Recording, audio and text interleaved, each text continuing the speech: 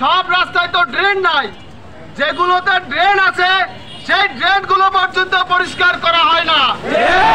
কেন এই অনিয়ম? এর আমরা জবাব চাই। প্রশাসক মহোদয়, আপনার এই জবাব দিতে হবে। তা নয় তো আপনি এই পৌরসভার হাল ছেড়ে দিয়ে আপনি অন্য কাউকে হস্তান্তর করুন।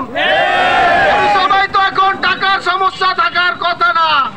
আমরা তো কোনো বকেয়া রাখি না আপনাদের ট্যাক্স, আপনাদের ভ্যাট। তাহলে কেন আমরা আজকে নির্যাতিত? এই জবাব আপনাকে দিতে হবে। এই জন্য আমরা বলতে চাই, আপনি যদি আজকে এই জবাব না দেন, পরবর্তীতে আমরা আপনার কার্যালয় ঘেরাও করতে বাধ্য হব। আর একটা কথাই বলতে চাই, সেটা হচ্ছে আপনার জন্য ভালো হবে, আমাদের জন্য ভালো, পৌরসভাবাসীর জন্য ভালো। এখন আর সেই দুর্নীতিবাদ সরকার নেই, তবুও কেন আপনারা এই দুর্নীতির ভিতরে আছেন আমরা বুঝতেছি না। তাহলে কি আমরা মনে করব যে দুর্নীতির দূষণরা এখনো রয়ে গেছে? আমরা চাই সামনের দিনগুলোতে যাতে আপনাদের জন্য দিন ভালো হয়, আমাদের জন্য যাতে করে ভালো হয়, এই ব্যবস্থা নেবেন। আল্লাহ হাফেজ। বিসমিল্লাহির রহমানির রহিম।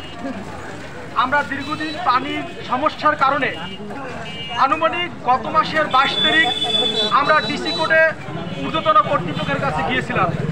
সেখান থেকে বলছে পানি অফিসে গিয়ে আপনাদের সমস্যার কথা বলেন। আমরা যখন পানি অফিসে গিয়ে বললাম যে বিভিন্ন রোগ শোকে শিশু সহ মহিলা সুগন্ধা নদীর পানি ব্যবহার করার কারণে অসুস্থ হয়ে পড়ছে, তিনি বলল যে আপনারা 24 ঘন্টার ভিতরে অন্তত 2-3 ঘন্টা পানি পাবেন, আমরা ড্রামে ড্রামে পানি রেখে চলবেন, আপনাদের এই কষ্ট দূর হবে। কিন্তু এই কথার লাগে কাজের লাগে মিল নেই। তারা অর্থ সেই থেকে এখন পর্যন্ত পানি সরবরাহ করতে সম্পূর্ণ ব্যর্থ।